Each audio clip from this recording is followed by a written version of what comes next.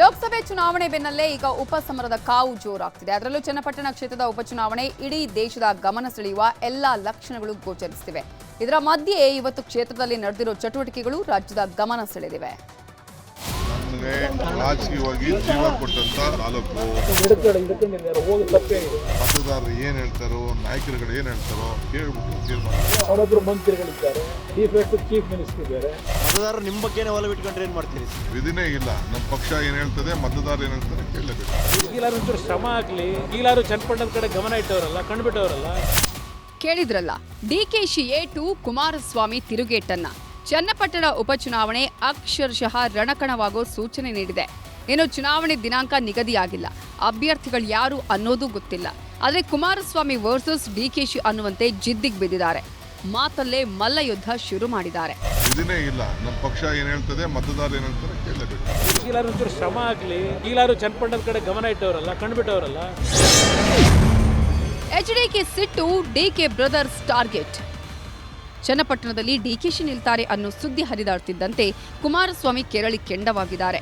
ಹೋದಲ್ಲಿ ಬಂದಲ್ಲಿ ಡಿಕೆಶಿಯನ್ನೇ ಟಾರ್ಗೆಟ್ ಮಾಡಿ ವಾಗ್ಬಾಣ ಬಿಡ್ತಿದ್ದಾರೆ. ನಾನು ಎಲ್ಲೇ ಇದ್ರು ನನ್ನ ಹೃದಯ, ನನ್ನ ಮನಸ್ಸು, ಯಾಕೆಂದ್ರೆ ಪಾಪ ಮೊನ್ನೆ ಯಾರು ಬಂದು ಹೇಳಿದ್ದಾರೆ ನಮ್ಮ ಪಕ್ಕದವರು, ಕನಕಪುರದವರು, ಎಂಥದ್ದು ಚನ್ನಪಟ್ಟಣವೇ ನನ್ನ ಜೀವ ಅಂತ ಹೇಳಿ. ಏನೋ ಈಗ ಹೊಸದಾಗಿ ಜೀವ ಶುರುವಾಗ್ಬಿಟ್ಟಿದೆ ಚನ್ನಪಟ್ಟಣದ ಬಗ್ಗೆ. ಇಷ್ಟು ದಿವಸ ಹೋಗಿದ್ರು. ಅಯ್ಯೋ, ಬಿಲ್ ಯಾವುದು ಬೆಟ್ಟ ಗುಡ್ಡ ಇಲ್ಲ, ಸದ್ಯ ಇಲ್ಲಿ ಸಿಕ್ಬಿಟ್ಟಿದ್ರೆ ಅವು ಎಷ್ಟು ಪರ್ದಾಳ ಕಾಣ್ತಿದ್ವು. ರಾಜ್ಯದಲ್ಲೇ JDSನ ಭದ್ರವಾಗಿ ಕ್ವಿಕ್ ಫಿಕ್ಸ್ ಆಗ್ದಂಗೆ ಫೌಂಡೇಶನ್ ಹಾಕ್ಬಿಟ್ರು ರಾಜ್ಯದ ಜನ. JDSನ ಮುಗ್ಸಕ್ಕಾಯ್ತದ?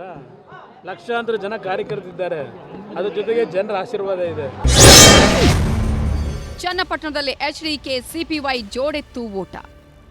ರಾಜಕೀಯದಲ್ಲಿ ಯಾರೂ ಶತ್ರುಗಳಲ್ಲ, ಯಾರೂ ಮಿತ್ರರಲ್ಲ ಅಂತಾರಲ್ಲ, ಈ ಮಾತು 100ಕ್ಕೆ 100 ಸತ್ಯ. ಒಂದು ಕಾಲದಲ್ಲಿ ಬದ್ಧ ವೈರಿಗಳಂತಾಗಿದ್ದ ಕುಮಾರಸ್ವಾಮಿ ಹಾಗೂ ಯೋಗೇಶ್ವರ್ ಜೋಡೆತ್ತುಗಳಂತೆ ಸಂಚಾರ ಮಾಡ್ತಿದ್ದಾರೆ. ನಾನು ಯೋಗೇಶ್ವರ್ ಅಣ್ತಮ್ಮರ ರೀತಿ ಇದ್ದೇವೆ ಅಂತ ಕುಮಾರಸ್ವಾಮಿ ಹಾಡಿ ಹೊಗಳಿದ್ದಾರೆ. ಕುಮಾರಸ್ವಾಮಿ ಮಾತ್ರ ಅಲ್ಲ, ದೋಸ್ತಿ ನಾಯಕ ವಿಜೇಂದ್ರ ಕೂಡ ಡಿಕೆಶಿ ವಿರುದ್ಧ ತಿರುಗಿ ಬಿದ್ದಿದ್ದಾರೆ.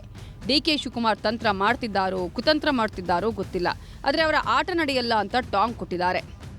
DK ಶಿವಕುಮಾರು ತಂತ್ರ ಮಾಡ್ತಿದ್ದಾರೋ ಕುತಂತ್ರ ಮಾಡ್ತಿದ್ದಾರೋ ಗೊತ್ತಿಲ್ಲ, ಆದರೆ ಒಂದಂತೂ ಸ್ಪಷ್ಟ, ಇವರ ಆಟ ಏನೂ ನಡೆಯೋದಿಲ್ಲ. ಚನ್ನಪಟ್ಟಣ ಇರ್ಬೋದು, ಯಾವುದೇ ಉಪಚುನಾವಣೆ ಇರ್ಬೋದು, ಇವರ ಬಂಡವಾಳ ಈಗಾಗಲೇ ಬಯಲಾಗಿದೆ ಮೊನ್ನೆ ಲೋಕಸಭಾ ಚುನಾವಣೆ ಸಂದರ್ಭದಲ್ಲಿ. ಹಾಗಾಗಿ ಆತಂಕದಲ್ಲಿ ಮೊನ್ನೆ ಲೋಕಸಭಾ ಚುನಾವಣೆಯಲ್ಲಿ ಆಘಾತಕ್ಕೆ ಒಳಗಾಗಿರ್ತಕ್ಕಂಥ DK ಶಿವಕುಮಾರ್ ಅವರು ಈ ರೀತಿ ಪ್ರಯತ್ನ ಮಾಡ್ತಾ ಇದ್ದಾರೆ. ಜನ ಲೋಕಸಭಾ ಚುನಾವಣೆಯಲ್ಲೂ ಕೂಡ ತಿರಸ್ಕರಿಸಿದ್ದಾರೆ. ಎಚ್ಡಿಕೆ ಕರ್ಮಭೂಮಿ ಮೇಲೆ ಡಿಕೆ ಕಣ್ಣು. ಚನ್ನಪಟ್ಟಣ ಕುಮಾರಸ್ವಾಮಿಯ ಅದೃಷ್ಟದ ಕರ್ಮಭೂಮಿ. ಸಿಎಂ ಆಗಿದ್ದು ಕೂಡ ಇಲ್ಲಿಂದಲೇ. ಇವತ್ತು ಕೇಂದ್ರದ ಗದ್ದುಗೇರಿರೋ ಎಚ್ಡಿಕೆ ಒಲ್ಲದ ಮನಸ್ಸಲ್ಲಿ ಕ್ಷೇತ್ರ ತೊರೆದಿದ್ದಾರೆ.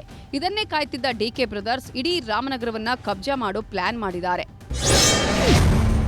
ರಾಮನಗರ ಡಿಕೆಶಿಯ ತವರು ಜಿಲ್ಲೆಯಾದರೂ ಕುಮಾರಸ್ವಾಮಿ ಪ್ರಭಾವ ಜೋರಾಗಿಯೇ ಇದೆ. ಚನ್ನಪಟ್ಟಣದಲ್ಲಂತೂ ಕುಮಾರಸ್ವಾಮಿಯದ್ದೇ ಸಾಮ್ರಾಜ್ಯ. ಈಗ ಕೇಂದ್ರ ಸಚಿವರಾಗಿರೋ ಕುಮಾರಸ್ವಾಮಿ ಕ್ಷೇತ್ರ ತೊರೆದಿದ್ದಾರೆ. ಹೀಗಾಗಿ ಚನ್ನಪಟ್ಟಣದಲ್ಲಿ ಕಾಂಗ್ರೆಸ್ ಗೆದ್ರೆ ಇಡೀ ಜಿಲ್ಲೆಯಲ್ಲಿ ಕಾಂಗ್ರೆಸ್ ಹಿಡಿತ ಸಾಧಿಸಿದಂತಾಗುತ್ತೆ. ಅಲ್ಲದೆ ರಾಮನಗರದಿಂದ ಎಚ್ಡಿಕೆಯನ್ನ ದೂರ ಮಾಡಿದಂತೆಯೂ ಆಗುತ್ತೆ.